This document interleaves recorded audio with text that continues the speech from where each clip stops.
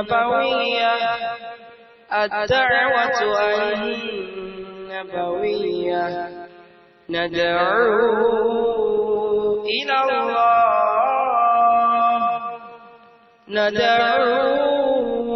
إلى الله بالكتاب والسنة الدعوة النبوية الدعوة النبوية ندعو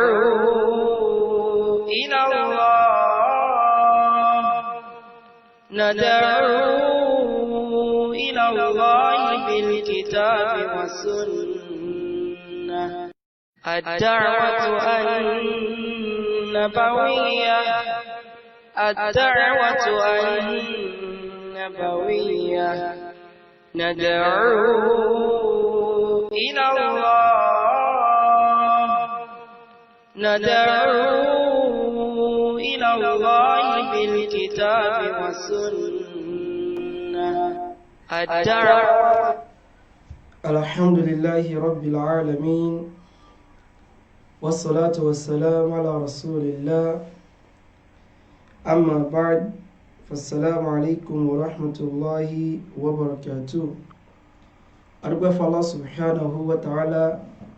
تتنسيوكو لردادا إلي تامسي الإسلام أترى لكم كي الله وتقرفان نبي محمد صلى الله عليه وسلم ẹni tí Allah subhanahu wa ta'ala tó ṣe ní àwòkọ́ṣe eléyìí tó dá fún ẹnìkọ̀ọ̀kan wa. àtọrọ àlékún kí Allah àti gẹ̀rẹ̀ fún àwọn sàhábà rẹ̀ bẹ̀rẹ̀ látorí Abubakri débi tí ó dé nínú àwọn sàhábà pátápátá, àwọn tó ṣe wípé nínú àwọn tí wọ́n ṣe àfẹ́kù nǹkan tá ń pè ní ìmọ̀ eléyìí tó dáa tá sì ń bọ̀ wá sórí ẹ̀ inshallah, tí wọ́n kílèmù wípé àwọn mùnáfíkì ó ń bẹ nínú wọn, bó tilẹ̀ jẹ́ wípé kéwú ló dàrú mọ́ wọn lọ́wọ́. torí tẹ́ bá ń sọ wípé mùnáfíkì ń bẹ nínú àwọn sàábé, ìtẹ́ ń sọ ní pé sàábé ànábì ó wọ náà, àbẹ́ ẹ̀gbọ́n tọ́lọ́ pa sọ nípa àwọn mùnáfíkì ní inú Qur'an. Allah sọ wípé innal munafiqina fi darkil asfali minan nar. àwọn munafiki tẹ́rí yẹn ìsàlẹ̀sàlẹ̀ náà òun ni wọ́n wà. ẹ̀yin wá ń pariwo wípé Ànábì gan sọ pé munafiki ń bẹ́nu àwọn ọjọ́ òun, munafiki ń bẹ́nu àwọn ọjọ́ òun. ṣé bó ṣe wí òun lẹ ṣe ń wí yẹn? ṣùgbọ́n àpè kí ó ló dàrú mọ́ yín lọ́wọ́ ni kò jẹ́ kó yé yín. Ànábì sallallahu alaihi wasallam nínú hadith ilé ìta Imam Bukhari tó gbà wá sọ wípé àbúrò rẹ̀ ló gbà hadith wá. Ànábì sọ wípé kullu ummati yadkhuluna aljanna, gbogbo ọmọjọ́ orin pátá náà ni wọ́n wọ aljanna illa man aba, àyàfẹ́ tó bá kọ̀ tó lóhun wọ́n tó. àwọn sàhábà radiyallahu anhum ajma'in wọ́n ní ya Rasulallahi wa man ya'ba, ìránṣẹ́ Ọlọ́run ta ni yóò wá kọ̀ tí ó lóhun wọ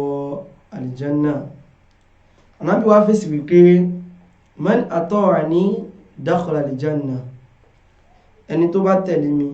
irú ń tàn ni yóò wọ aljanna. wa man asani faqad aba, ṣùgbọ́n tó bá yapa mi irú ẹni yẹn òun lẹ́ni tó kọ̀, irú ẹni yẹn òun lẹ́ni tó gbẹ́rù gbọ́n rí. àbí Allah subhanahu wa ta'ala kó mọ́ sí wá nínú àwọn tí ó kọ̀yìn síbi táwọn ìbá kọ ojú sí. ẹ̀rí lè táwọn gbéwò ní ìrọ̀lẹ́ tòní òun náà ni wípé ta ni Imam al-Bukhari. torí wípé a rí pé ọ̀pọ̀lọpọ̀ àwọn èèyàn ni wọ́n bọ́ ta lónìí, kìí ṣe ilẹ̀ Yorùbá wa nìkan o, kìí ṣe ilẹ̀ Yorùbá nìkan tí wọ́n ń tako Sahihul Bukhari. ẹnìkan tí náà fẹ́ ṣe bẹ́ẹ̀ náà àwọn tí ń tako Sahih Bukhari, ṣùgbọ́n Ọlọ́run bá dójú ti òun lọ́nà tó ní agbára gan. ọ̀nà tó lágbára ni. lárúbáwá sí ẹ̀tún lòun tí ẹ o, òun ní kò sí tí àkankan tí ń jẹ́ Sahih Bukhari pé tí àtò wà tí ń jẹ́ bẹ́ẹ̀ wípé kìí ṣe ẹni táwa sọ pé ó ṣe gangan ló ṣe òun wá sọ pé ẹni tó ṣe tírà yẹn orúkọ rẹ̀ ní Jumu'ah ẹ̀sìn ńláńlá tí ẹ bá ti fẹ́ mọ takò ẹ̀sìn Ọlọ́run ọba ẹ̀sìn lẹ́yìn ọmọ sí ń bẹ̀ ó lẹ́ni tó ṣe tírà yẹn ó kọ rẹ̀ ní Jumu'ah Muhammad bin Ismail ẹ̀sìn mọ́ tó jọ́ ṣe àṣìṣe ńláńlá yìí torí pé téèyàn bá wo bí àwọn tírà Sahih Bukhari tọ́rọ tèmi ò sí ń bí ó wà nínú ibi táwọn tírà mi wà àbí mo fẹ́ já kẹ́kọ̀ọ́ kan bíbẹ̀ yẹn káwá gbogbo rẹ̀ ní ìṣe ṣàṣìṣe yẹn ìwé lè gbogbo fídíò yẹn wà so gbogbo yẹn náà ló ti wò ó nítọ́lọ́mbá lẹ́yìn òun mọ́tàkó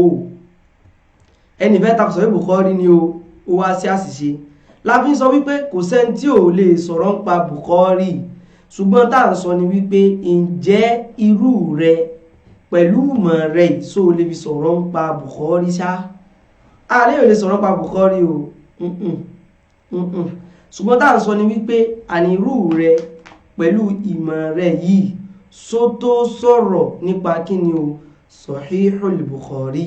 kẹbóyẹ́rọ̀ wà bẹ́ẹ̀ ni o àbí nǹkan kankan wà bẹ́ẹ̀ ni o nǹkan kan ni o sẹ́rù rẹ̀ tó sọ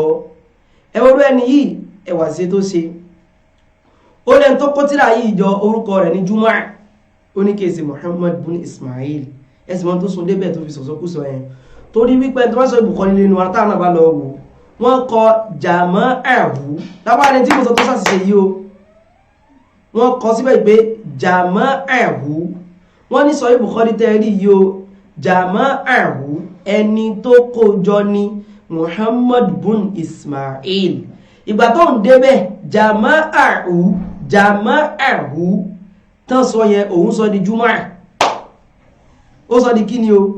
mo sì mọ̀ yìí pé rẹ̀ tí ń sọ̀rọ̀ kìí ṣe nǹkan tí ò ní mọ̀ Ọlọ́run kan dojú tì ní ló bá lẹ́yìn tó Sahih Bukhari gan kìí ṣe Muhammad bin Ismail ó ní Jumu'ah ló kọ rẹ̀ torí pọ́nkọ kí ní bẹ́ o Jama'ahu síbẹ̀ nítorí sàṣìṣe yànjú bá rẹ̀ bẹ́ẹ̀ náà ni gbogbo àwọn èèyàn tó bá fẹ́ sọ wípé àwọn fẹ́ mọ̀ tẹ̀sí Ọlọ́run bá rú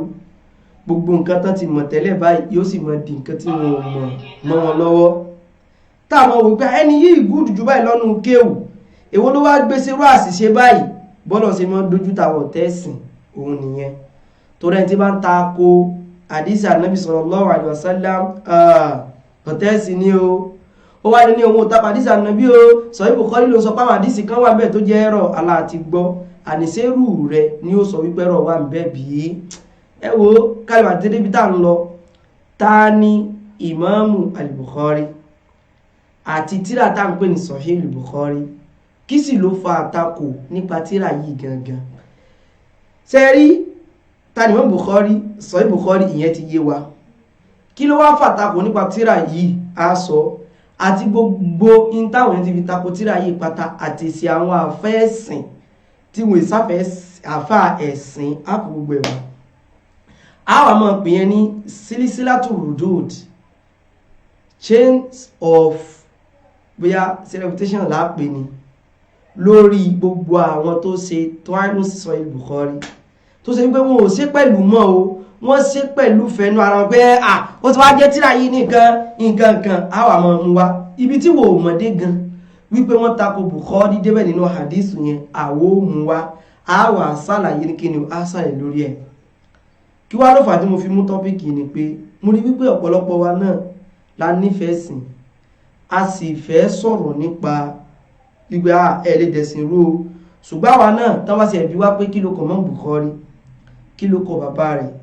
ibo gan ló ti lùgbà kò yẹ káwa náà mọ̀ mọ́ pàtàkì yẹ pé ẹ̀sìn là ń kọ́ra wa kì í sípa fẹ́ gba nǹkan kan ń bẹ̀ tó ju kíni lọ tó ju ẹ̀sìn Ọlọ́run ọba bó ni ó sì gòkè lọ àgbọ́dọ̀ sọ. Al-Imam al-Bukhari rahimahullahu ta'ala kí ni orúkọ Imam Bukhari gangan ká bẹ̀rẹ̀ láti bí ibẹ̀ yẹn láti bí pé kí lorúkọ al-Imam al-Bukhari torí bá rí wípé al-Imam Bukhari náà ni gbogbo a máa ń sọ ká sì rí wípé à ń kọ́lẹ̀ ká mọ́ gbàgbé o ètò wá sí ìwà digbí síbẹ̀ o ètò pé tá bá ti ń parí prógrámù wa á mọ̀ fún wa lẹ́bùn so tá bá ti wá sọ̀rọ̀ pàmò Bukhari ẹ̀bùn wa náà yóò mọ̀ dá lórí tá bá ti sọ pàmò Bukhari ni a sì mọ̀ pé káàdì bá sí ń pè wọ́n tó bá ti pè wọlé tá fẹ́ fún lẹ́bùn a mọ̀ bí ó ń tọ̀hún wípé bóyá kí la sọ ń bi eléyìí kí la sọ ń bi eléyìí kí la sọ ń bi eléyìí kí la sọ ń bi eléyìí.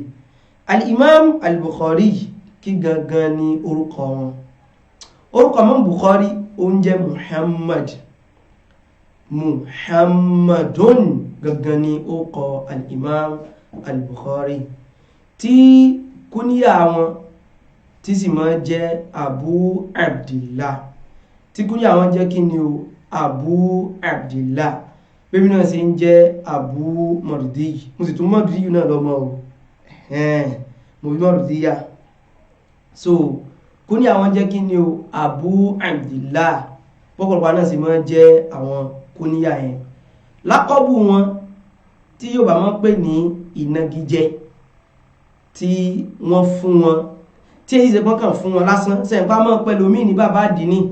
mo rí nínú prógrámù kan tí wọ́n ń fi òbèsèrè jẹ òbèsèrè ọmọ rápálá tán fi ń jẹ bóyá gíwá àdínì àbí kíníkà àdínì àti màá àpàtò mọ́ fi wọ́n jẹrú ẹ̀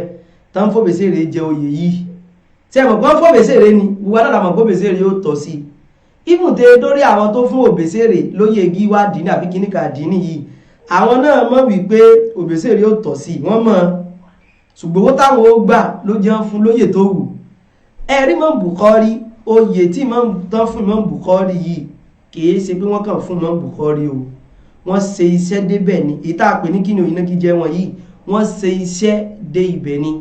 kí náà sì ni wọ́n á máa pè wọ́n ní Imamul Muhaddithin kí mo pé o Imamul Muhaddithin pàtí wọ́n sọ pé kíláàsì làwọn ṣe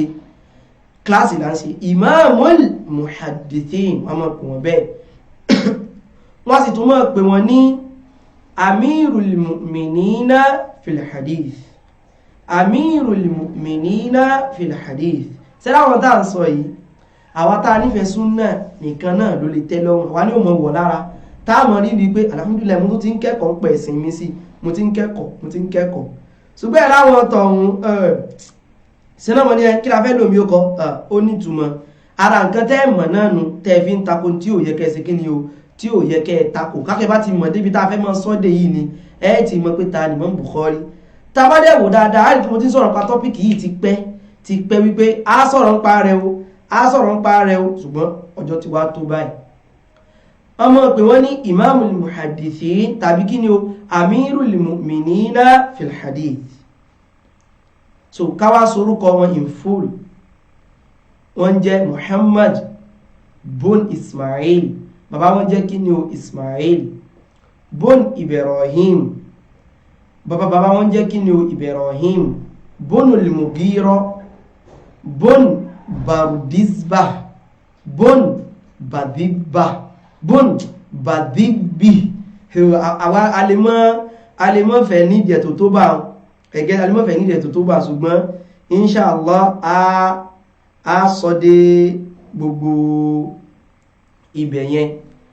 ẹ̀tùn wá mọ́ ṣe mọ̀ ká tó mọ́ bá lẹ́kṣọ̀ wá yìí lọ ẹlòmí ò bá tún wá wọ́n ní kílódé tó ń sọ̀rọ̀ pa Imam Bukhari ìgbà tá à ń sọ̀rọ̀ pọ́n Kùránì lórí ìsọkúsọ tó sọ ẹ láàníṣẹ́ ẹni àwa tọ́pìkì àwọn tó ti mú tọ́pìkì gidi dé èyí tá à sí náà tẹ́lẹ̀ tọ́pìkì gidigidi tó ní o a tún ti mú tọ́pìkì dé torí pé kí lẹ́sì fi mọ́ sọgbọ́n tẹ́ ń sọ yìí torí ẹ̀fẹ̀ gbóòtọ́ ẹ ti mọ̀ pàṣírí yóò tún túngbà tá a bá ń sọ̀rọ̀ pa kí ni o al-Imam al-Bukhari lọ ẹ sàjájọ́ mọ́ bàbọ̀ àwa tá a fẹ́ sí kí ni o tá a fẹ́ kẹ́kọ̀ọ́ nípa kí ni o nípa ẹ̀sìn. Imam Bukhari mo ti sọ síwájú ẹjá mo sọ́wọ́ Muhammad bun Ismail bun Ibrahim bun al-Mughira bun Bardizbah bun Badibbi ibi tí ó kọ wọn ta lè rí dé òun ni ẹ̀sẹ̀ bó sì máa gùn lọ ṣùgbọ́n a lè rí dé bíbẹ̀ yẹn tàbáwó kọ méjì tá a dá nígbẹ̀yìn ṣe láwọn táwọn sọ ń bí ó níbi tá a tó fẹ́ mọ́ kọ̀nẹ́tì ẹ̀ mọ́ hátà dénú àdísì wa ànábì wa Muhammad sallallahu alayhi wa sallam tàbáwó kọ méjì tó parí Bardizbah ni àti bun Badibbi yìí méjèèjì á rí wípé kò jọ kọ Lárúbáwá dáadáa ẹgbẹ́ Muhammad wala mọ́ Ismail wala mọ́ Ibrahim al-Mughira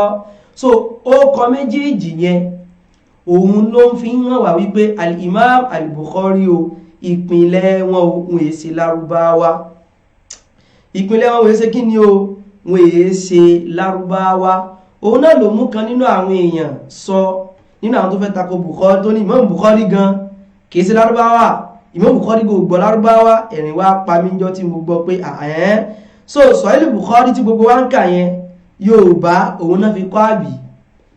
ẹ̀yin náà sì rè sọmọ lárúbáwá lẹ́yìn náà tẹ̀bí ń pera yín láàfáà ilẹ̀ Yorùbá yìí gbogbo náà ti mẹ́ tó sọ àwọn táwa gbá láàfáà nílẹ̀ Yorùbá yìí tẹ́ ń pè wọ́n bá wa tàná sọmọ lárúbáwá làwọn ni àwọn ni Bukhari kìí sí lárúbáwá kìí sí kíní kan tó gbọ́ mẹ́ta kó Bukhari náà ni ó so Imam Bukhari sì kọjá gbogbo bí ibẹ̀un Imam Bukhari ṣe kí ni o wọ́n kọjá gbogbo bí ẹkùgbọ́ lárúbáwá tá a bá ń bá lọ àwọn àmọ́ta ló gbọ́ lárúbáwá àbí ta ni ò gbọ́ lárúbáwá ṣùgbọ́n nípìnlẹ̀ pàṣẹ ń sọ Imam Bukhari wọ́n èé ṣe ọmọ lárúbáwá wọ́n èé ṣe kí ni o wọ́n èé ṣe ọmọ lárúbáwá ẹ wá jẹ́ ká sọ pé ẹ̀kọ́ là ń kọ́ o ẹ̀kọ́ là ń ṣe kí ni o ẹ̀kọ́ ni à ń kọ́ ṣé wá rí Bardizba yẹn Bardizba ìtumọ̀ rẹ̀ gangan báwọn afá bí wọ́n ṣe túmọ̀ rẹ̀ ni pé azari àgbẹ̀ ní jẹ́ bẹ́ẹ̀ àgbẹ̀ ní ṣe kí ni o àgbẹ̀ ní jẹ́ tán bá pè nǹkan ní Bardizba kìí ṣe lárúbáwá o àgbẹ̀ òun ní ṣe kí ni o òun ní jẹ́ bẹ́ẹ̀ àgbẹ̀ ní jẹ́ bẹ́ẹ̀ so kákan rọra ṣe àǹfààní ní ráńpẹ́ ní abala bẹ̀yẹn ṣé wá rí Bardizba yẹn ọ̀nà tí wọ́n máa gbà pé pọ̀ o èyí táwa ń kọ́ yìí à ń sí fún gbogbo àwọn èèyàn àtàwọn tá a tún jọ máa kẹ́kọ̀ọ́ so ìgbà míì wà wọ́n ló lè jẹ́ Bardizba tá a ti kọ́kọ́ sọ yẹn ọ̀nà kan nìyẹn ó sì lè jẹ́ Bardizba ìkejì nìyẹn ó sì lè jẹ́ Yardhiba ìkẹta nìyẹn kódà tó lẹ́lẹ́ẹ̀kẹrin a máa jẹ́ Yazdizba ẹlẹ́ẹ̀kẹrin nìyẹn ó tún lẹ́lẹ́ẹ̀karùn náà tó tún wọ́n sọ pé ó tún lè wá bẹ́ẹ̀ náà o ó tún lè ṣe kí ni o ó tún lè wá bẹ́ẹ̀ náà a tún máa wá pẹ̀lú Bazdiba ogun tá a sọ yìí kákan tó fi lálẹ́kún nípa rẹ̀ ni àti débi tí a ń lọ àwọn míì nínú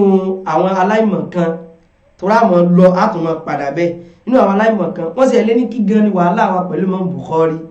bẹ́ẹ̀ náà láti bí yín o wípé kí ni wàhálà yín pẹ̀lú àwọn bàbá yín lẹ̀ yìí tó jẹ́ pé ìmí ò lọ stúdíò nù yín yóò mọ pariwo wọn kíníkan yóò mọ fi kọrin ẹ ṣe tíra lórí àwọn bàbá kódà ẹ̀tún wọn sọjọ́ bí wọn gẹ lẹ́yìn ikú wọn ẹjọ́ ẹja bí yín o kí ni ìṣòro yín pa àwọn bàbá yín ẹ dá wa lóhùn yín náà o kí ni ìṣòro yín pa àwọn bàbá yín o tó ṣe wípé kò sí ni alẹ́ tún sọjọ́ bí fún wọn gan lẹ́yìn ìgbà tán ti kú tán kí ni ìṣòro yín pa bàbá yín enímọ̀ nìyẹn sáwọn wà láwọn sàábé ni o àbọ̀jáná bí ọlọ́wọ́n ọba wọ́n ti wá rí wọn ò sí ẹ̀sùn wọn mọ̀ ń Bukhari níbi ọlá níbi dáadáa rárá ṣùgbọ́n àwọn náà wọ́n ní dáadáa tí wọ́n àsọ pé wọn ò ní o ṣùgbọ́n compare to mọ̀ ń Bukhari àwọn bàbá yín kẹ́ lẹ́gbẹ̀ẹ́ mọ̀ ń Bukhari ẹgbàgbé ẹ wo ẹja mọ bọ́rọ̀ tiwa bọ̀ mọ̀ Bukhari ni a sì ń sọ̀rọ̀ nípa wọn ní lọ́wọ́ ẹ wà rí mọ̀ ń Bukhari ṣe rí Bardizba yẹn àti tẹ̀gbà la pè ní ọmọ Bardizba méjèèjì yẹn àwọn méjèèjì yẹn tí wọn ìpínlẹ̀ wọn Fárìsì ni wọn ìpínlẹ̀ kí ni o àwọn méjèèjì yẹn ṣe rí mo sọ wípé tá a bá mọ̀ pàtàn dáadáa ìntàfẹ́ kọ́ńbíbà yìí pọ̀ gan o ìntàfẹ́ ṣe kí ni ìntàfẹ́ kọ́ńbíbà yìí a lè mọ ọlá tó wà fún mọ́ Bukhari ẹjá jọ mọ́ bàbọ̀ ṣe láwọn méjèèjì yẹn Bardizba àti bàbá tiẹ̀ tó ń jẹ́ Bardizbi so àwọn kan sọ pé Bardizba ṣùgbọ́n Bardizbi àmọ́ wá bẹ́ẹ̀ àwọn méjèèjì yìí Fárìsì ni wọ́n ló fà tó fi jẹ́ wípé nígbàtí àwọn àfáà tí wọ́n bá ń sọ̀rọ̀ nípa Imam Bukhari wọ́n a máa mú hadithu kan wá tó wà nínú Muslim ó wà nínú Bukhari náà ṣùgbọ́n ẹjá lo tinú Muslim yẹn a sọ wípé torí Bukhari l'Ànábì fi sọ o sallallahu alayhi wa sallam a sọ pé torí Bukhari ni o ṣùgbọ́n ó ní táwa fẹ́ lò ń bẹ́ẹ̀ tá fi mọ ibi tọ́lá yẹn ti ń bọ̀ kó tó débi tí ó dé ní òní yìí tá fi mọ ibi tó dé lónìí yìí ẹjọ́ ẹ má jẹ́ ká bínú ẹ bá kan nù àwọn ọmọ mi sí nǹkan kan ni.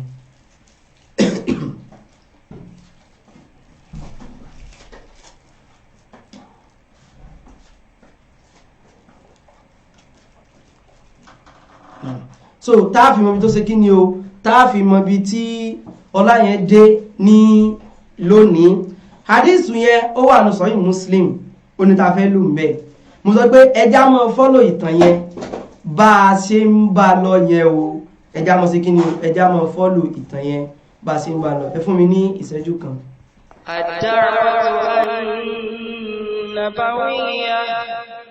الدعوة النبوية ندعو إلى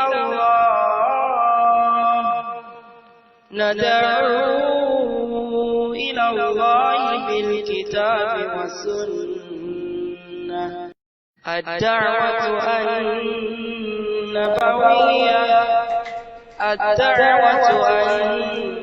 النبوية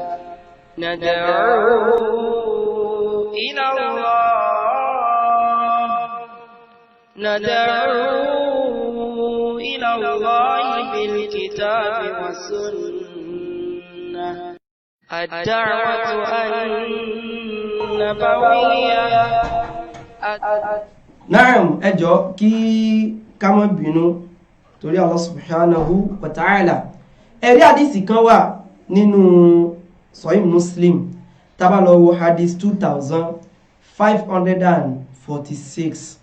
hadith 2546 Imam Muslim gbádìí sí ìjáde ẹ tó gbà ọ́nà àwọn sàhábà òun náà ni Abu Hurairah gbogbo àwọn tó ìfẹ́ gbókọ wọn nìyẹn ẹlòmílẹ̀ ní Imam Bukhari ò nítumọ̀ kankan sóhun ní kó nítumọ̀ sí ọ aláwà tó nítumọ̀ sí náà là ń sọ̀rọ̀ nípa Imam Bukhari ìwọ ò ní wúlò kankan lọ́dọ̀ ti wà kí wá wúlò tọ̀dọ̀ ti ẹ táfi rò wípé dandan ni kó mọ̀ ń pa Bukhari ó tún ti ń dùn wọ́n pé wọ́n tún ti fẹ́ mọ̀ sọ̀rọ̀ nípa Bukhari yẹn báyìí ẹ́díkì ni Bukhari báyìí ẹ́díkì ni fún wọn. Abu Hurairah sọ wípé kunna julusan inda nabiyyi sallallahu alayhi wa sallam ajẹ́ tó jókòó lọ́dọ̀ ànábì sallallahu alayhi wa sallam ní ọjọ́ kan id nazalat alayhi suratul jumu'ah ní suratul jumu'ah ló bá sọ̀kalẹ̀ fún ànábì wa Muhammad sallallahu alayhi wa sallam gbogbo náà lásì kí ni ó lámọ́ suratul jumu'ah Quran 62 so aya wọn ló sọ̀kalẹ̀ fún ànábì níbẹ̀ òun náà ni wa akharina minhum lamma yalhaqu bihim Ọlọ́run sọ̀rọ̀ bọ̀ nínú àyà ìta náà bá lọ wò ká bẹ̀rẹ̀ láti àyà lẹ́ẹ̀kejì tọ́lọ̀ bá sọ wípé huwa alladhi ba'atha fil ummiyina rasulan minhum Ọlọ́run bá nkú ló gbójíṣẹ́ rẹ̀ dìde ló gbójíṣẹ́ dìde sí láti inú àwọn tó ṣe pé wọn ò mọ̀ kọ wọn ò mọ̀ ká yatlu alayhim ayatihi wa yuzakkihim wa yu'allimuhumul kitab tí ó mọ̀ kọ́ wọn lẹ́kọ̀ọ́ ẹ̀sìn yóò mọ̀ káyọ̀ náà bá fún wọn yóò mọ̀ fi fọkàn wọn mọ́ yóò sì mọ̀ kọ́ wọn ní tírà Ọlọ́run Ọba àti ọgbọ́n àti pé bó láṣẹ gbọ́yé yóò mọ̀ kọ́ wọn ní gbogbo ẹ̀ wa in kanu min qablu lafi dalalin mubin bó tilẹ̀ jẹ́ wípé tẹ́lẹ̀tẹ́lẹ̀ àwọn èèyàn yìí inú àánú òun ni wọ́n wà ẹ wá mọ̀ gbọ́ o Ọlọ́run wá sọ pé wa akharina minhum lamma yalhaqu bihim àwọn kẹ́sì ń bọ̀ lẹ́yìn o tó ṣe wípé àwọn ò sí ẹ̀ tí ìjọyìn àwọn èèyàn yìí báyìí ìyẹn àwọn tí wọ́n ṣàlàyé ẹ̀sìn fún àwọn èèyàn tí ṣe kí ni o wọn ò tí ì dé báyìí ẹjọ́ ẹ má jẹ́ ká bínú torí Allah subhanahu wa ta'ala. الدعوة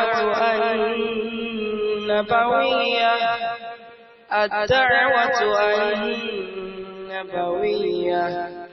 ندعو إلى ندعو إلى الله بالكتاب والسنة الدعوة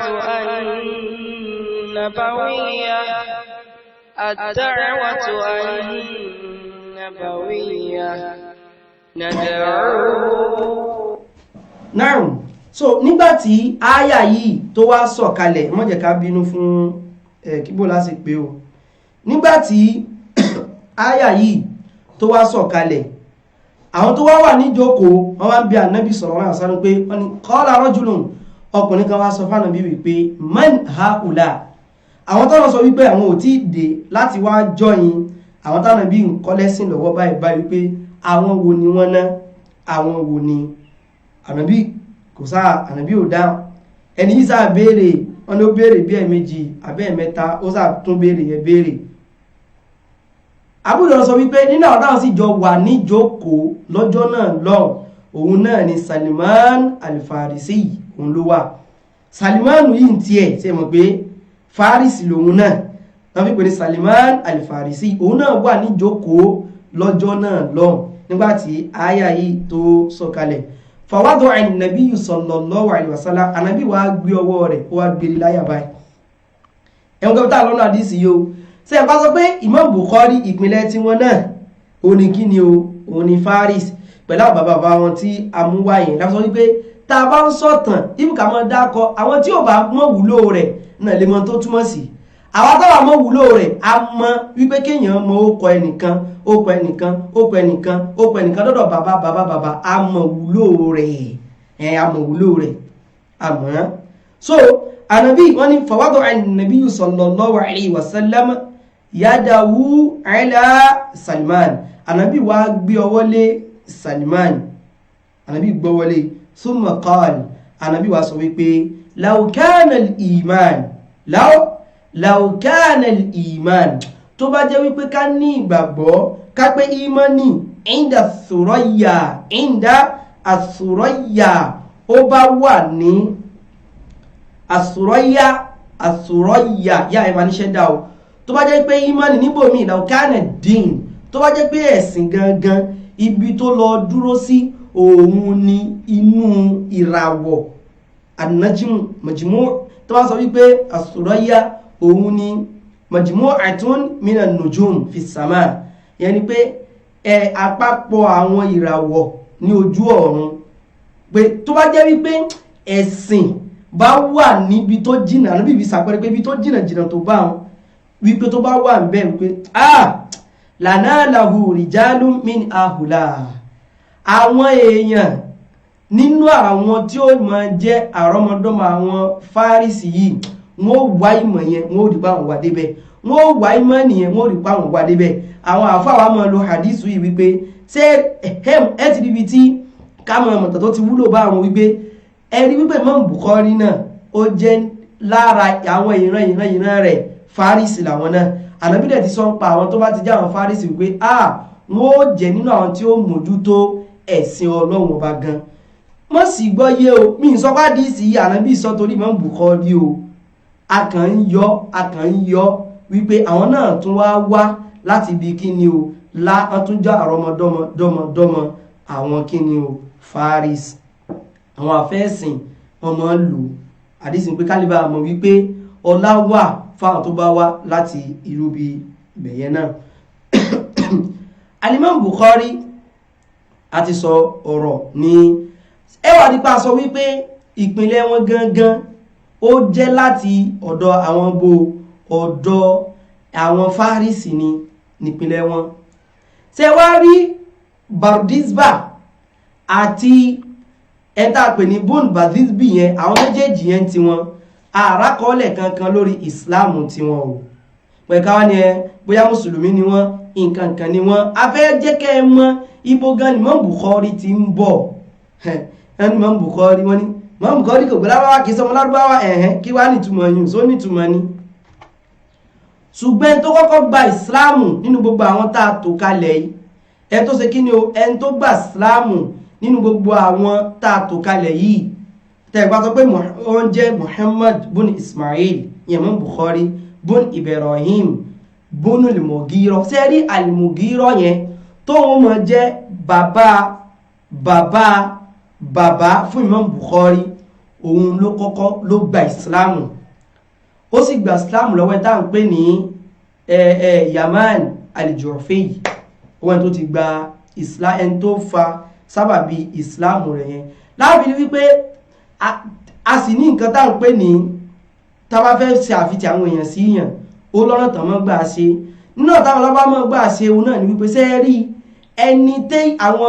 àwọn ìran kan bá gbà sílámù tú rẹ̀ wọ́n á mọ́ ṣàfitì ilé yẹn sọ́dọ̀ ẹni yẹn náà láàbí wọ́n mọ́ pé Imam Bukhari ní kí ni o al-Ju'fi bàbá Imam Bukhari tú ẹni tí ó gbàgbà sílámù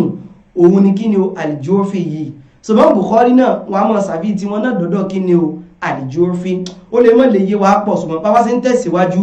yóò mọ́ yé wa lórí pé bí wọ́n ṣe mọ́ ṣàfitì orúkọ sí àlùwàlá olọ́nà tó mọ́ gbà wá nínú Islamu so ìjáde àdádó báyẹn al-Mughira yẹn lédè kan òun ló ṣe kí ni òun ló gbà Islamu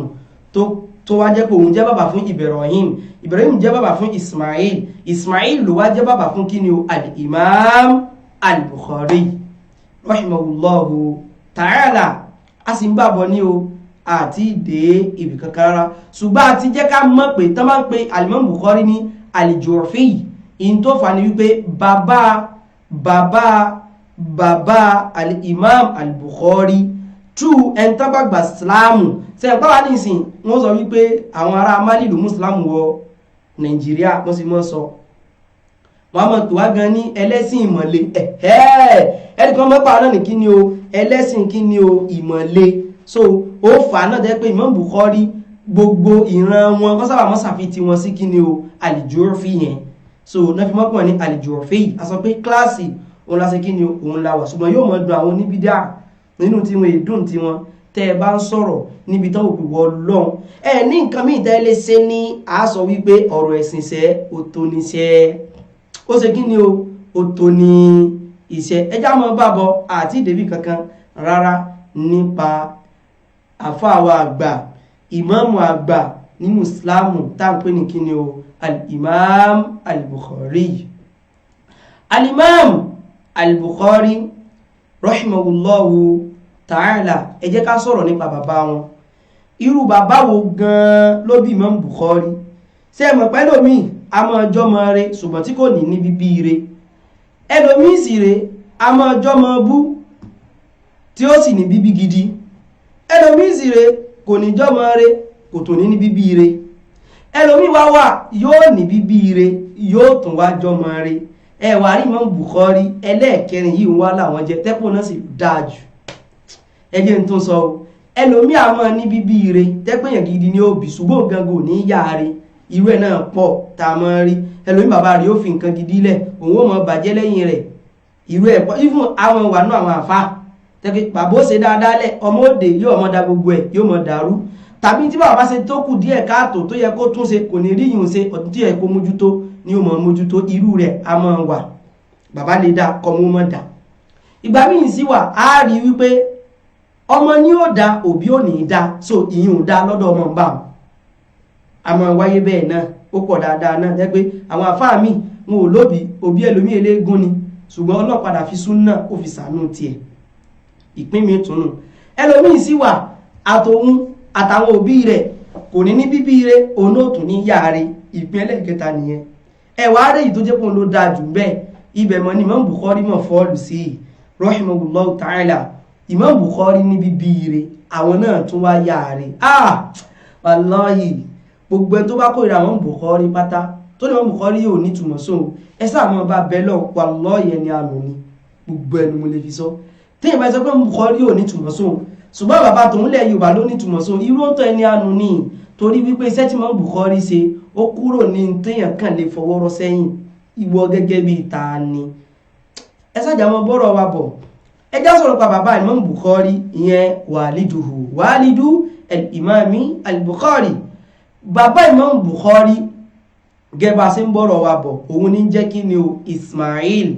Imam Bukhari ń jẹ́ kí ni Imam Bukhari ń jẹ́ káwọn èèyàn kan bá mi káwọn ètò bá ń wo prógámù lọ́wọ́lọ́wọ́ àti kíláàsì làwọn ń ṣe o ká mọ táìpù kọ̀ mọ́ Bukhari bá kí gangan ló kọ kí ni o al-Imam al-Bukhari àti sọ síwájú o ká mọ bàbọ̀ naam bàbá Imam Bukhari orúkọ tí wọ́n ní kí ni o Ismail kúníyà àti bàbá wọn sẹ́mọ̀ kúníyà Imam Bukhari kí la pé ẹja mọ tẹ òun náà kí ló kọ Imam Bukhari kí sì ní kúníyà Imam Bukhari ẹja mọ táìpù rẹ̀ káwọ́ kì bóyá àwọn fọ́lò ìtàǹbà bọ́ì bàbá Imam Bukhari ń jẹ́ Ismail kúníyà àti bàbá wọn náà wá ń jẹ́ kí ni o Abul Hasan torí ẹ̀ a gbọ́dọ̀ mọ̀ nípa Imam Bukhari ẹmọ̀dí ìdílé léyìí sẹ́ẹ̀rí ìdí ni wípé àwọn èèyàn tako Bukhari láyé lónìí wọ́n wá bí ìwọ tí wọ́n náà ń dìfẹ́ndì Bukhari wọ́n bá ní kí ló kọ rẹ̀ gangan ní Bukhari náà ni ó kù díẹ̀ káàtó fáwa náà o a gbọ́dọ̀ mọ̀ ń pa kátàwà náà bá ń dìfẹ́ndì Imam Bukhari orúkọ wọn ni kí ni Muhammad bàbá wọn ní jẹ́ kí ni Ismail kúníyà tí Imam Bukhari ni Abu Abdillah tí bàbá wọn tá a fẹ́ sọ̀rọ̀ pa bàbá wọn tó ní bàbá dáadáa ló bí Imam Bukhari òun jẹ́ kí ni Abul Hasan ṣe rí bàbá Imam Bukhari kana min kibari muhaddithin èmi ìfẹ́ sọ lárúbáwá pọ̀ tó bá ti jẹ́ live program báyìí so a lè tètè débi tí tá ń lọ kana min kibari muhaddithin àwọn náà jẹ́ ìkan gbòógì nínú àgbà àfà oní hadith so ìkẹ́kọ̀ọ́ hadith Imam Bukhari kìí sórí wọn ló ti bẹ̀rẹ̀ o wọ́n bá láti kí ni wọ́n bá nílé ni wọ́n bá níbo wọ́n bá ní ilé ni wọ́n bá níbo wọ́n bá ní ilé ni torí ìwọ tó mọ̀ tó kàn rò pé bóyá Imam Bukhari ẹnìkan ní Imam Bukhari wo ẹni tí ò sí ẹgbẹ̀ lárúbáwá kò mọ̀ kíní kan àbí kéèsì sọmọ lárúbáwá sí ẹni àrùn tí mọ́tì ẹ̀sẹ̀ sọ pé kíní gan wá mọ́ mo fídíò yẹn gbà yẹn mo wò nígbà yẹn Imam Bukhari mọ̀ ni wallahi tá a bá débì kan a mọ̀ wò wípé wọ́n lọ àwọn èèyàn ti lọ́nù Islamu ṣùgbọ́n pé páwọn eléyìí wọn ò mọ̀ ta Imam Bukhari wọn ò mọ̀ àwọn àfáà yìí ó jẹ́ àwọn bàbá wọn kún wọn lójú àwọn bàbá yín pàwọn náà lójú o tó rà àfáà ni wọ́n lẹ̀ Yorùbá ṣùgbọ́n àwọn táwọn sọ yìí àfáà gbogbo ayé ni wọ́n táwọn bàbá yín gan gbà wọ́n láàfáà táwọn bàbá yín gan táàpù nínú mọ̀ tiwọn tẹ́gbẹ́ tíra àwọn Yorùbá sínú mọ̀ àwọn bàbá àti yín ni àwọn bàbá yín ò lè jẹ́ nǹkan kan wípé àwọn nímọ̀ ó lè mọ́ ti yọ ṣùgbọ́n lóòjì ó ṣe kí ni o kó padà yọ bàbá Imam Bukhari kana min kibari muhaddithin wọ́n jẹ́ ìkan gbòógì nínú àwọn àfáà oníhadith làwọn náà bọ́n wọ́n ṣe jẹ́ àfáà aládìísì làwọn náà jẹ́ kí ni o ìkan gbòógì náà ẹ wọ́n máa wò ó ìwọ tó mọ̀ nǹkan kan tó ní Imam Bukhari muwata Imam Maliki ó dájú Sahih Bukhari lọ torí pé Imam Bukhari ó mọ̀ wípé Imam Bukhari gan wọ́n tún níbi tán gbàdọ̀dọ̀ Imam Maliki àpáàtì pé àwọn àfá àwọn o bàbá tó bí Imam Bukhari min talamid wa ashabil Imam Maliki wọ́n jẹ́ ìkan gbòógì nínú àwọn ọmọ akẹ́kọ̀ọ́ àtàwọn tó súnmọ́ Imam Maliki pẹ́kípẹ́kí ni bàbá Imam Bukhari jẹ́ mo rò pé ń gbọ́ dáadáa ìwọ́sà farabalẹ̀ kò tí yí ọ ní torí ẹ̀ àwọn òkú ní í ṣépè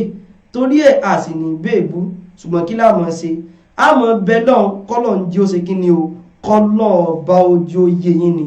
ní táàmọ́ ṣe nu àwọn kò sọ wípé bàbá dáríjì wọ́n torí wípé wọn ò mọ̀ ń tán ṣe ni ṣàwọn òní sọ́bà ń dé naam Al-Imam Bukhari bàbá wọn jẹ́ náà ọmọ akẹ́kọ̀ọ́ fún Imam Malik ṣùgbọ́n ẹ̀rí ọlọ́ọ̀ba bọ́ọ̀lọ́ bá sì mọ́ ṣiṣẹ́ àwárí tíra kankan tí bàbá wọn kọ ṣẹ̀kí kìí sí gba àwọn àfáà tó ti lọ tọ́kọ tí a náà tíra wọn dọ́dọ̀ wa ààrí tíra kankan tí bàbá wọn kọ lẹ́ẹ̀bí ni pé àfikọ́ mọ́ ọjọ́ mọ́ rẹ o bàbá rẹ ló kọ tẹ́lẹ̀ ó ti ṣiṣẹ́ láńlá sílẹ̀ Yorùbá níjà àfà ìwọ́dé òun bàjẹ́ bàbá rẹ ò sí ẹ̀ ló kọ tẹ́lẹ̀ ó ṣe tó kọ ìdílé yín ṣe ìwọ tó wá ń gbó kọ ìdílé jẹ́ Imam Bukhari rè bàbá wa àwọn tíra wọn Imam Bukhari ló já padà mọ́ bàbá wọn ṣùgbọ́n bàbá wọn tẹ́ wá rí yìí o àwọn náà láwọn ẹ̀gbà wá tí wọ́n gbà wá lọ́dọ̀ àwọn àfáà tí wọ́n o gẹ́gẹ́ bí Hamad bin Zaid gbogbo àwọn àfáà iná lápadà mọ́ ń pa wọn àní kẹ́kẹ́ wọ́n sọ wípé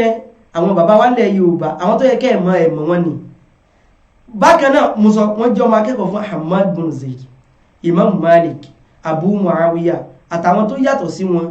nínú àwọn tó jẹ́ olùgbàgbà ẹ̀. Kódà wọ́n tún bàbá Imam Bukhari tún pàdé Abdullahi bin al-Mubarak, wọ́n sì ṣàǹfààní lára wọn. Wọ́n ṣe kíni o, wọ́n ṣàǹfààní lára kíni o, Abdullahi bin Mubarak. Ẹ wá mọ̀ wò ṣé wá rí bàbá Imam Bukhari òun náà tún wá láwọn ọmọ akẹ́kọ̀ọ́ o. Nínú àwọn akẹ́kọ̀ọ́ bàbá Imam Bukhari òun lẹ́ntà ń pè ní Ahmad bin Hafs àti Nasru bin Hussein àtàwọn tó yàtọ̀ sí àwọn méjèèjì. Ṣùgbọ́n ní nǹkankan tí mo fẹ́ jẹ́ ká rí bí bàbá Imam Bukhari yìí táfi rí pé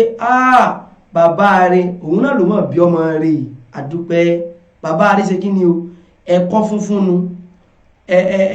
ẹ̀kọ́ funfun jáde nú kòfò funfun ẹ̀bí wọ́n láti sọ tó rà lè pè ń kòkò dúdú.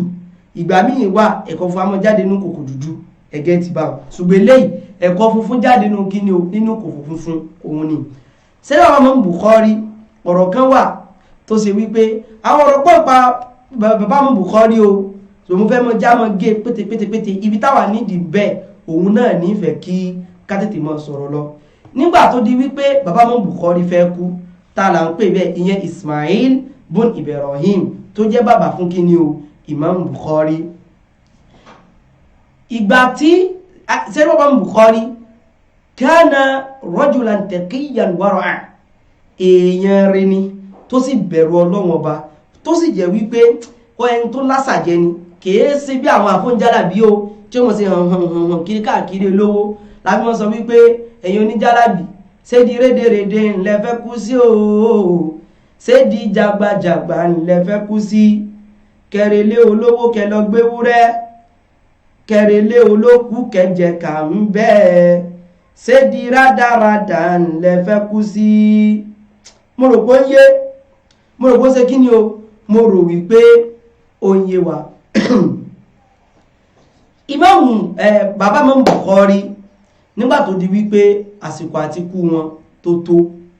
àsìkò àtikú wọn ṣe kí ni o, ó tó.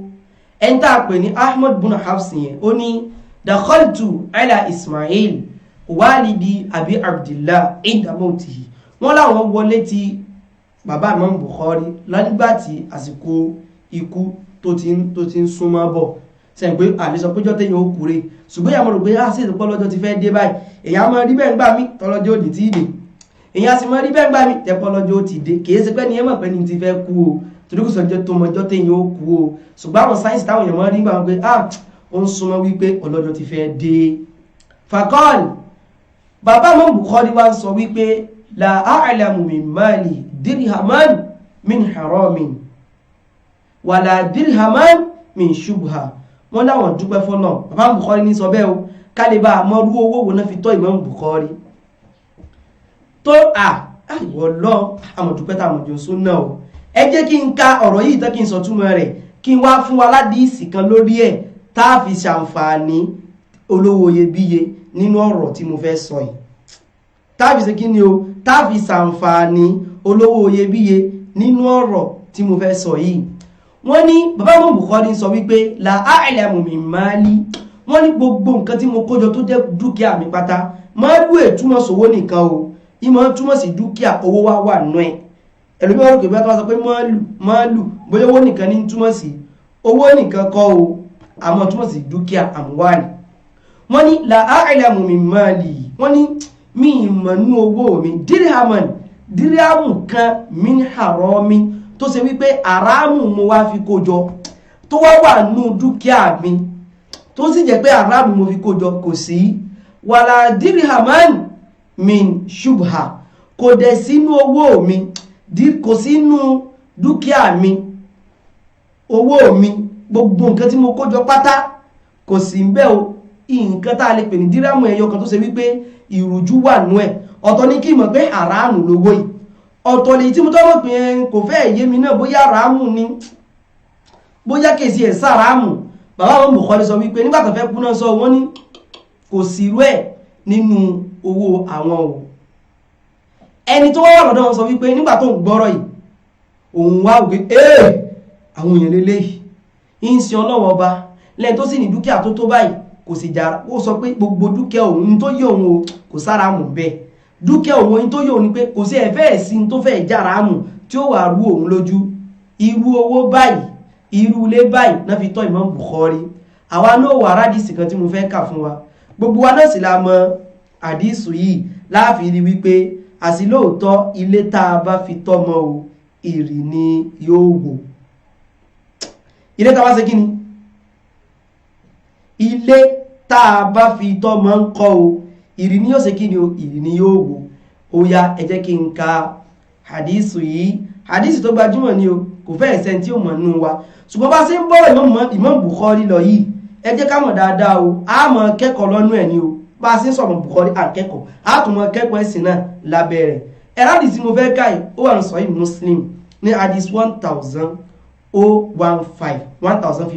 òun nìyẹn àbúrò rẹ̀ náà ló tún gba àdìsí yìí wá àdìsí àbúrò rẹ̀ mọ̀ pọ̀ aṣọ nígbà tá à ń béèrè àwọn béèrè lọ́wọ́ àwọn èèyàn 5000 something òun ni àdìsí mọ́mù ní àdìsí àbúrò ìrọ̀ òun àdìsí àbúrò ìrọ̀ ànípẹ́ mọ́ parí eléyìí ẹgẹ́ ànípẹ́ mọ́ parí ọ̀rọ̀ pàmò Bukhari àmúmu wa díẹ̀ àníbàbà mọ́ Bukhari iṣẹ́ gbogbo tó lòun kójọ ní kò sára mù bẹ́ẹ̀ kódà tó fẹ́ jára mù gan kò sí inú ẹ̀ léyìí tó dóun lójú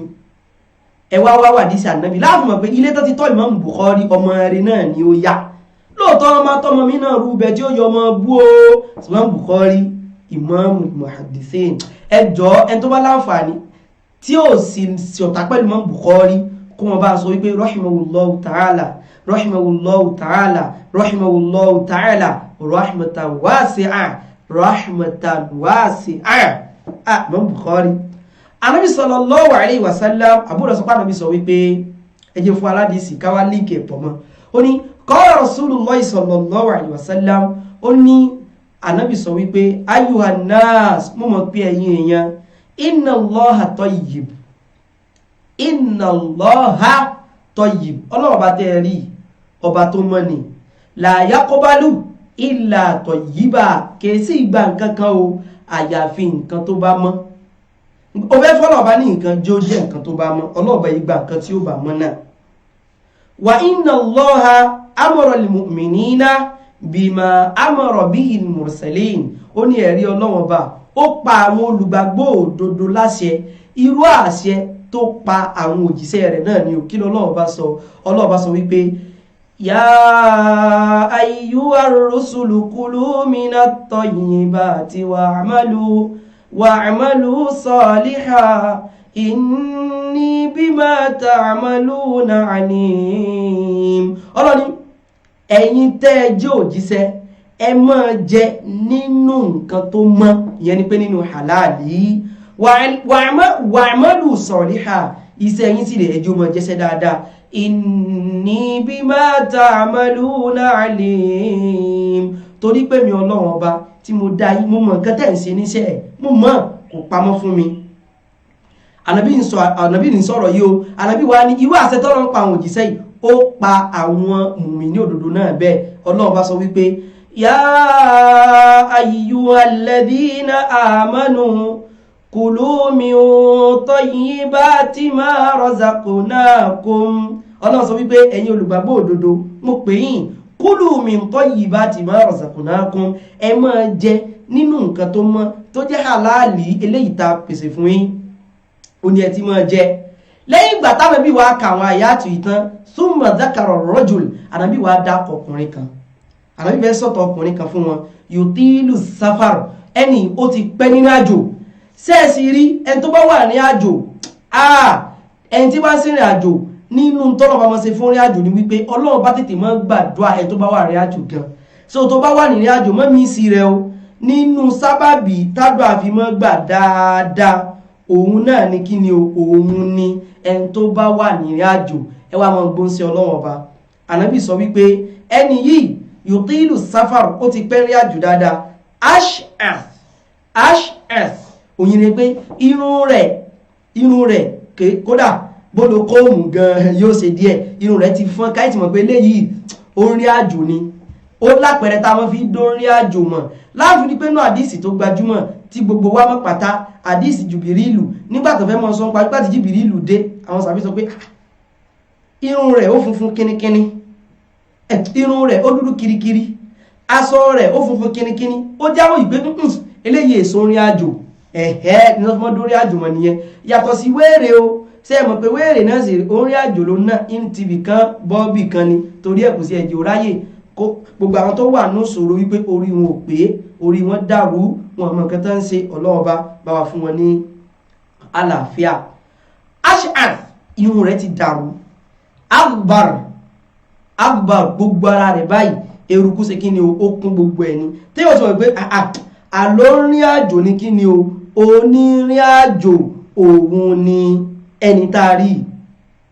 kò tí ì parí yàmúdù yẹ̀dẹ́ ìhí ilẹ̀ sàmà ó wá tẹ́wọ́ sí sánmà báyìí ní wá ń ṣàdúrà ní bẹ̀lọ́n ń pé ya Rabb ìwọ Ọlọ́run mi ó ń pẹ Ọlọ́run ọba Ànábì wa ní kẹ́ wá mọ́ wẹ́ ní yóò ẹjọ́ wa náà kẹ́kọ̀ọ́ náà àdísì yìí ọ̀rọ̀ mọ́ Bukhari lásọ débẹ̀ o Ànábì wa sọ wípé mọ́ wẹ́ ní yóò wà mat'amuhu haramun in tí fi ń jẹun haramu ni bàbá mọ́ Bukhari bọ́nù yún tí wọn wà mashrabuhu haramun in tí mu haramu náà tún ni wà malbasuhu haramun in tí tún wá wọ́sọ̀rùn lásọ haram wà ń bẹ wà gúbíyà bil haram ìgbà tá a ti ẹ̀tún wá lọ tá a wà bọ̀ labá tún rí wípé nínú nǹkan tán tún fi tó ẹni yìí dàgbà haramu tún wà ń bẹ kò tí yé wa tí mo fẹ́ lò nù hadithu yìí nínú nǹkan tán tún fi tó ẹni yìí dàgbà sẹ́ haramu ṣe kí ni o haramu ó tún wà ní inú ẹ̀ Ànábì wa sọ wípé sallallahu alayhi wasallam Ànábì sọ wípé fa anna ẹ̀yin náà ẹ̀yin sọ̀hábà tí mo bá sọ̀rọ̀ ẹ̀yin náà ẹ̀já jọ wò fa anna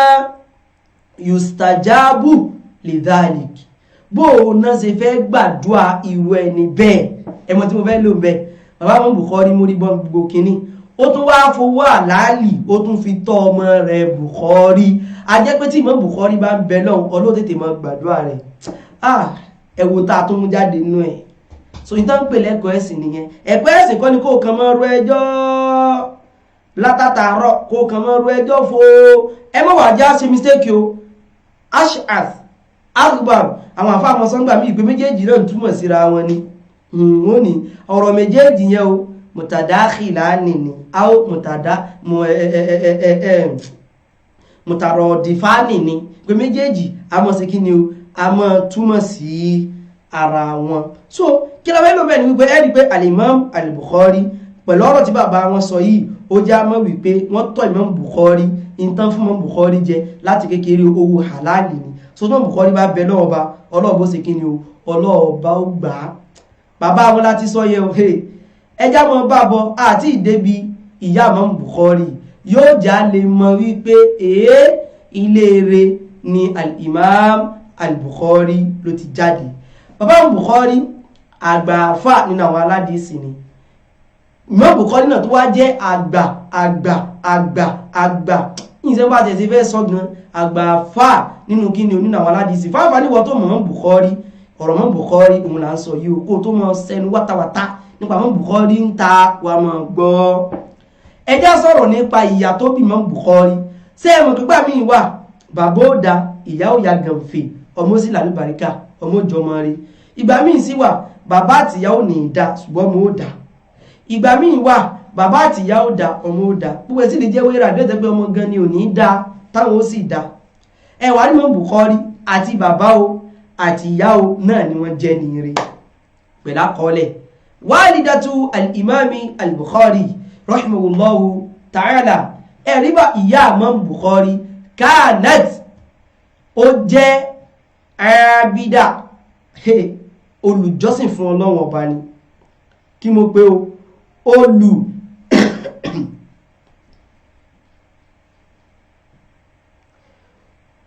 olùjọ́sìn fún Ọlọ́run ọba òun ni ìyá Imam Bukhari òun ló jẹ́ ó dẹ̀jẹ́ tó ṣe wípé Ọlọ́run ọba sa òun náà ní kíni Ọlọ́run ọba sa lẹ́sà Ọlọ́run ọba sì fún láwọn nǹkan kan tẹ́ pé a fi rí pé Ọlọ́run ọba fún náà ní kàrámọ̀ Ọlọ́run gbàdúrà rẹ̀ kí làdúrà rẹ̀ tó gbà a sì ń bọ̀ wá sórí rẹ̀ o al-Imam al-Bukhari rahimahullah ta'ala àti kékeré ni Imam Bukhari ti fọ́ lójú àti kékeré. Ìkan náà àwọn táwọn èèyàn rí pé láàfà nílẹ̀ Yorùbá wa náà táwọn náà já àfà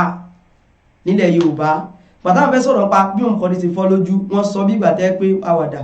wọ́n ní àwọn òsì ẹ̀kú Imam Bukhari àwọn sọ̀rọ̀ pàrọ̀ Imam Bukhari ni ọ̀dà gbogbo ìwà náà lápá níwájú Ọlọ́run bá Imam Bukhari wọ́n jẹ́ ṣe pé ní kékeré wọn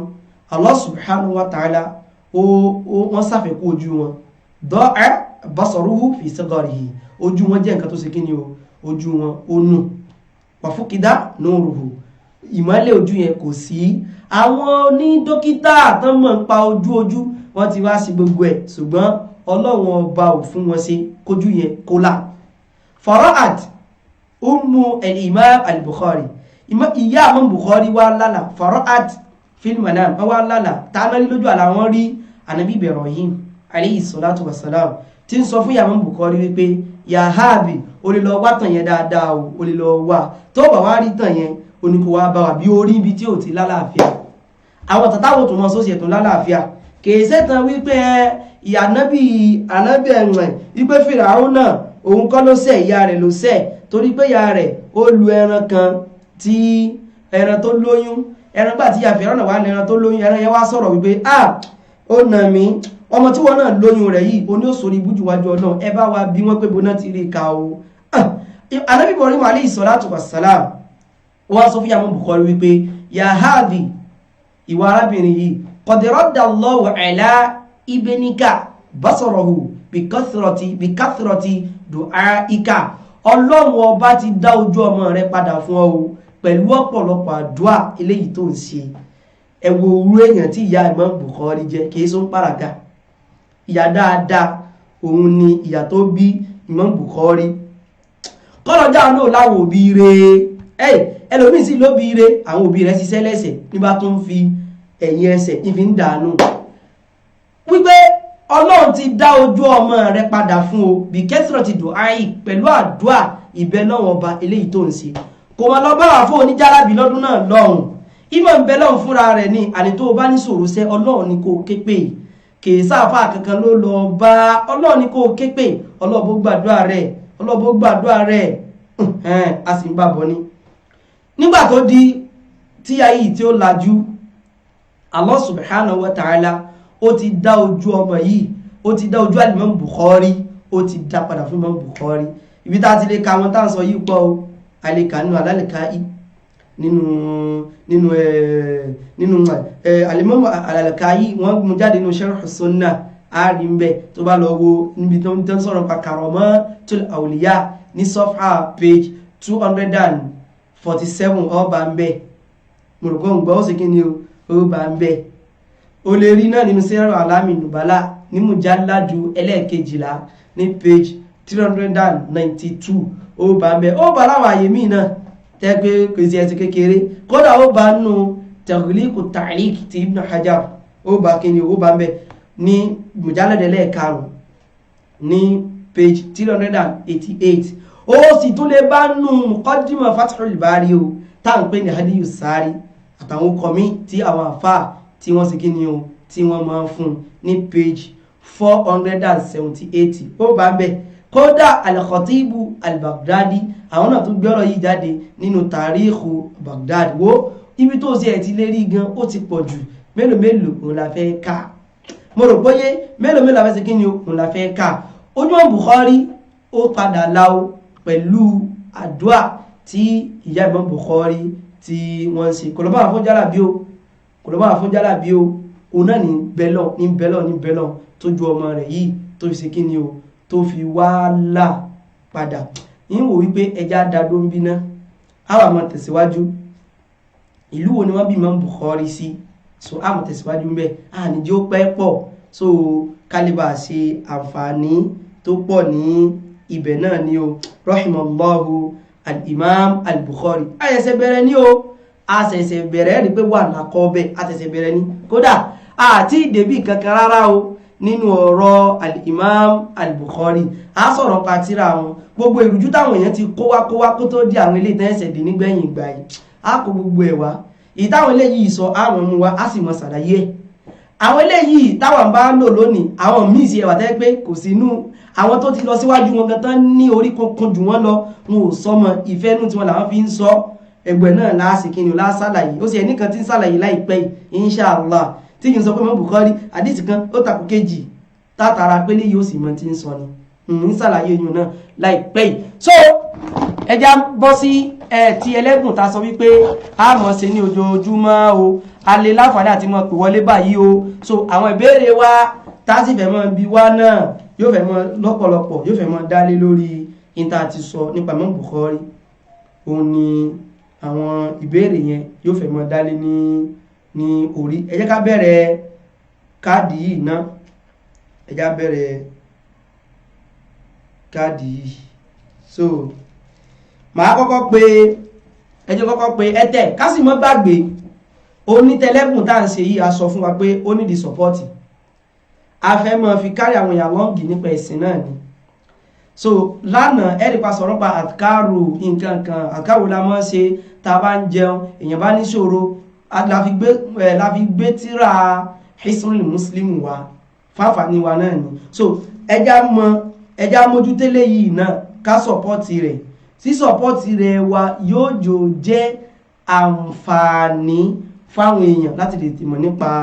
ẹ̀sìn wọn náà ẹ jọ̀ọ́ kí tó mọ ka àwọn káàdì ká tó mọ pè wọlé fún ẹ̀bùn ẹjá fún mi ní ìṣẹ́jú àyà àbí ìṣẹ́jú kan sí náà ń pè ní. الدعوة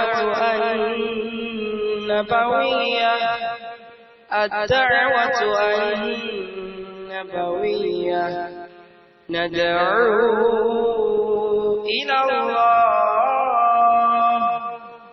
ندعو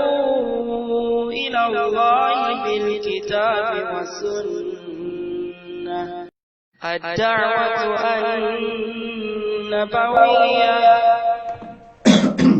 so ẹ jẹ́ kọ́kọ́ pé Glo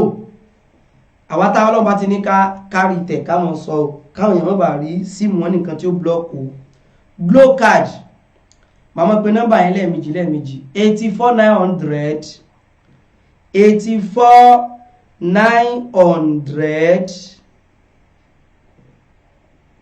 87 650 87 650 10839 10839 Glo òní mo pè é ẹjẹ́ tó pè lẹ́ẹ̀kan sí 84900 87 650 87 650 10839 bí mo ti sọ ìkànnì àwọn àgbàlagbà àwọn bàbá àwọn náà dá sí prógámù yìí ní àná so ẹjọ́ ẹ jẹ́ ká kún wa lọ lórí tẹlẹ́bùn yìí o so àwọn tó bá pè wọlé àwọn tó pè wọlé lánàá tó sọ pé máa transfer owó sí mo ti ṣe gbogbo ẹ̀ o kò sẹ́ni kankan tá a ti fún ní ta promise wọn pé a fún wọn o so àwọn tó mọ̀ rẹ̀ sọ pé máa transfer card 500 naira sí mo ti ṣe tọ̀dọ̀ wọn náà mo ti ṣe sí wọn o kò sẹ́ni kankan ẹni tó bá yẹ kó báyà wọn bá tí wàá rí wọ́n lè mẹ́sẹ̀jì mi pé àwọn ò tí ì rí tiwọn náà nẹ́tíwọ́kì wọlé lè báyìí ẹ̀tẹ̀ lélẹ́ ìtafẹ́ pé yìí 02 ẹ̀tẹ̀ 02 14 02 14 02 15 ìmí nìyẹn o 02 15 ẹ̀yìn kí n tún bẹ̀rẹ̀ ó bẹ̀rẹ̀ pẹ̀lú 02 14 ó tún wá ìtótẹ̀lé ní 02 15 6597 6597 5205 5205 ẹ̀tẹ̀ ni mo pè yẹn o 5205 so aláfààní àti pè wọlé báyìí ẹnìkan àwọn kan ti pè mí tẹ́lẹ̀ ká má bínú mo kọ́ọ̀tì rẹ̀ torí gbàyẹn mo sọ wípé ká fún mi ní ìṣẹ́jú àyá so tá bá ti ń lòdì àwọn káàdì yẹn jọ ẹ jẹ́ ká mọ indicate so that àwọn èèyàn ò fi ní jẹ́ pé wọ́n kàn rí pé símù àwọn ti lọ́ọ̀kì pa ni. 9 mobile tán pé ní Etisalat 9 mobile tán pé ní Etisalat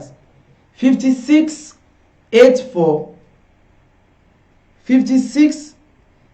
84 31 62 31 62 84 18 84 18 444 4 mẹ́ta 444 4 mẹ́ta 444 4 mẹ́ta. ẹ jẹ́ ìwò kún ẹ̀kọ́ àwọn ẹ̀tí pè mí lórí WhatsApp o mọ̀ network WhatsApp mi ò kí ń sábà fi taratara dáńgbà míì. ok ya MTL sínú ok no problem. so aláǹfààní ká ok mo ti pé Airtel kan, mo ti pé Etisalat, a sì ti pé Glo. ọ̀wọ́ tọ́nà bá ní àwọn alákádàrá pé kí ká lójú rẹ̀. so aláǹfààní àti pè wọlé báyìí láti mú ìbéèrè wa ká sì gba ẹ̀bùn. ẹni tó ti pè wọlé mi ìmọ̀ kan ti pè wọlé o, kò ní sí adún lọ́dọ̀ mi. now mo fẹ́ pé Airtel mi lélẹ́yìí o, kìí ṣe tí mo pè ní lẹ́ẹ̀kan o. Airtel mi òun ni eléyìí, Airtel mi òun ni eléyìí. ẹjá gbọ́ tẹ̀tẹ̀lé 05 05 60 05 60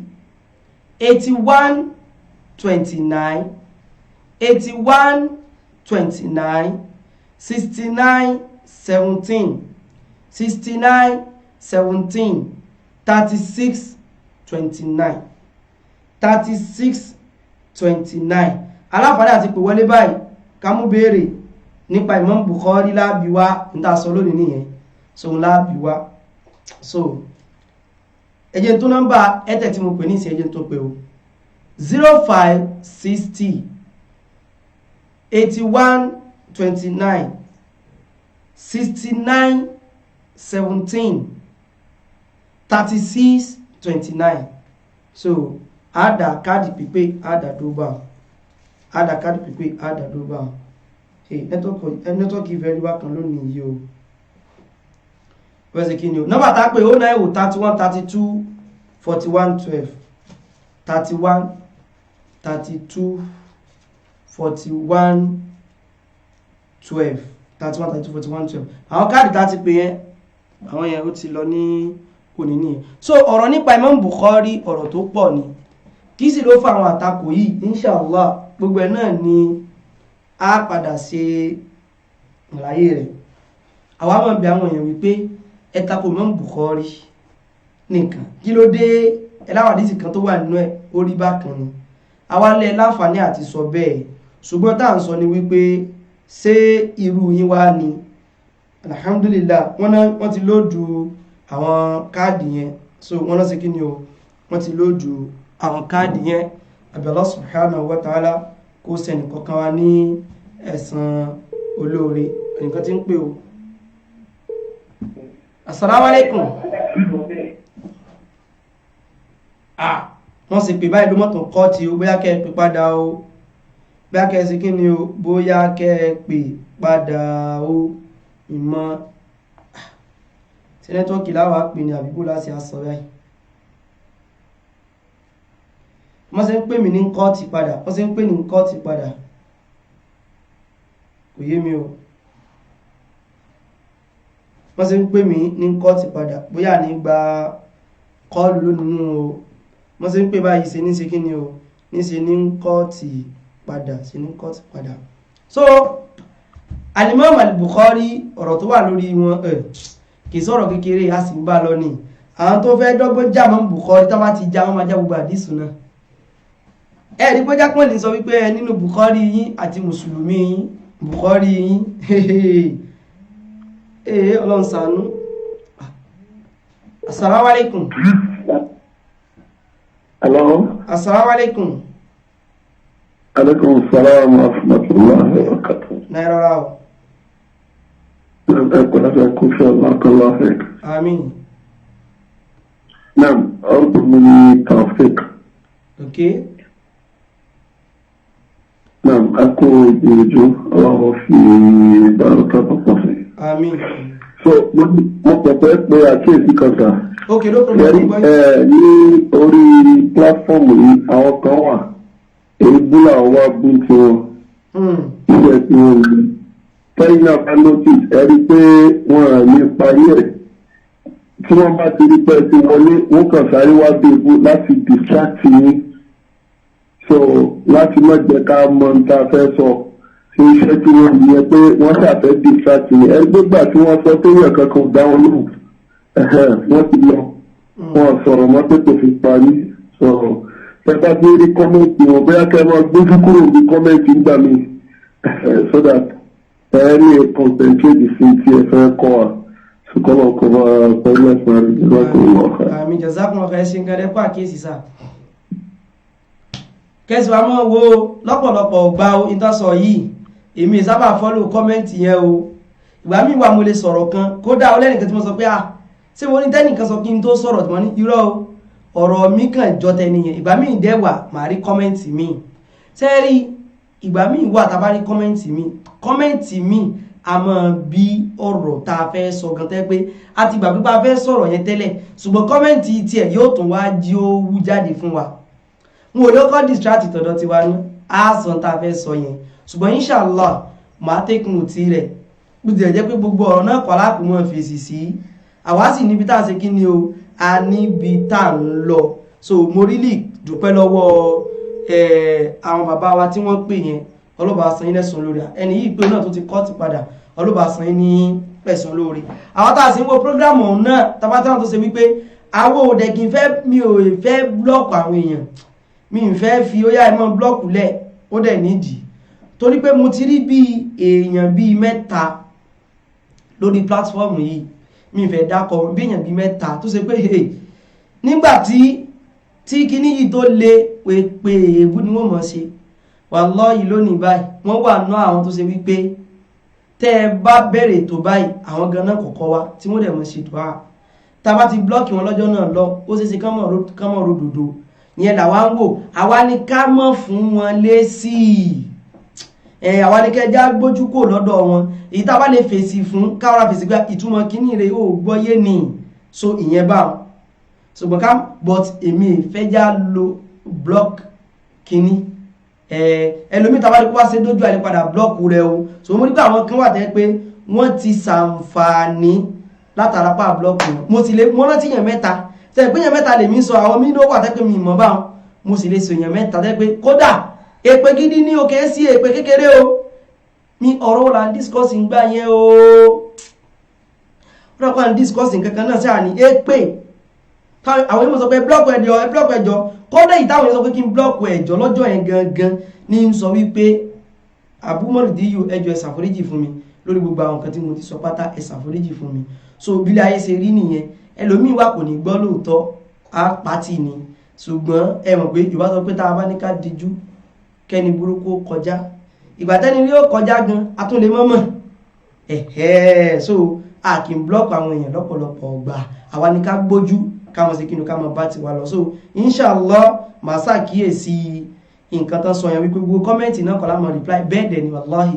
bó ṣe rí nìyẹn. Kọ́lọ́n kó bá wa san wọ́n ní ẹ̀san olóore láyé bí àtijọ́ gbèǹde alkiyama. Ẹ jẹ́ kí n pe káàdì eléyìí ká fi sí lọ, káàdì eléyìí ká fi parí. Ó dà pé nẹ́tíwọ́ọ̀kì ò fáwọn èèyàn láǹfààní, wọ́n ti ń pè ní kọ́ọ̀tì, wọ́n ti ń pè ní ṣe kí ni ní kọ́ọ̀tì. Káàdì eléyìí tiẹ̀ ẹ̀tí sálàtì ní o, ká sì mọ́ gbàgbé onítẹ̀lẹ́bùn dé ẹja sọpọ́tì lórí ẹ̀. Mọ̀mọ́ ẹ̀rìgẹ́ mi sọ pé ẹja sọpọ́tì program àbí tí dátà wa tó tán, ṣùgbọ́n eléyìí gbogbo wa iṣẹ́ gbogbo wa náà ni kó jẹ́ wípé àwọn èèyàn bá a ṣe ń bẹ́ẹ̀kọ́ ẹ̀sìn lọ yìí tán bá pè wọlé àníyà kí lélẹ́yìn inú ẹ̀sìn kí lélẹ́yìn inú ẹ̀sìn káwa fún wọn lẹ́bùn. Ànábì sallallahu alaihi wasallam a máa fáwọn èèyàn lẹ́bùn, kódó fáwọn èèyàn kan lẹ́bùn débi pé wọ́n torí ẹ̀ wá gba ìsìlámù.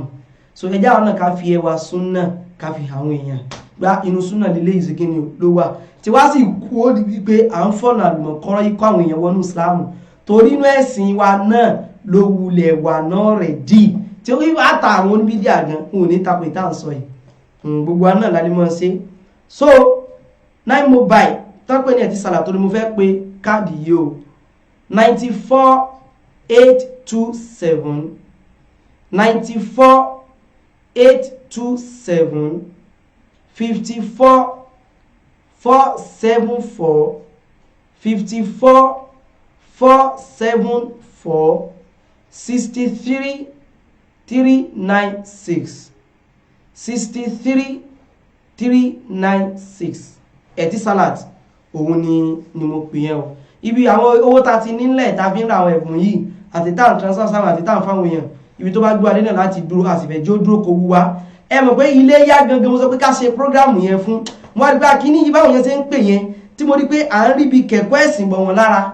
ìtẹ́lómi ó mọ̀ tẹ́lẹ̀ ó ti mọ̀ lẹ́nu ọ̀rọ̀ ilé yá ẹ̀ dó àmọ́ sí Ramadan náà tẹ́lẹ̀ àmọ́ sí dáadáa ní Ramadan àsínú Ramadan dáadáa kọ́ra mọ́ ti pé ìta sínú Ramadan tánàbàwíyà sí ń gbà yẹn àwọn tó sáfà níbẹ̀ wọ́n lé ní 80 ẹlòmí gan tíra òun là ń fún ẹlòmí so ẹ jẹ́ ká sọ̀pọ̀tì eléyìí o kọ́lọ̀ kó kọ́ ẹnì kọ̀ọ̀kan wa ní ọwọ́ ẹni táwa náà tó bá jẹ́ pé bóyá nísà transfer 1000 sẹ́lòmí owó tá a fẹ́ nìyẹn kápátá ara wa ló bá jẹ́ àgbàládá ló ní kíni o àgbàládá ní orí ẹ̀ kọ́lọ̀ kó kọ́ ẹnì kọ̀ọ̀kan lọ́wọ́ subhanaka Allahumma wa bihamdik ashhadu an la ilaha illa ant astaghfiruka wa atubu ilayk wassalamu alaikum wa rahmatullahi wa barakatuh. الدعوة النبوية الدعوة النبوية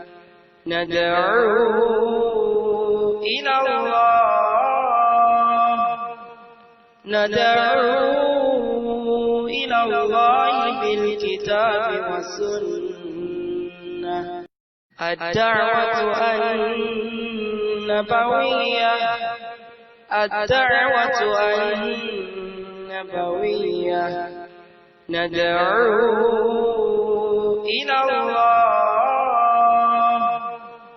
ندعو إلى الله بالكتاب والسنة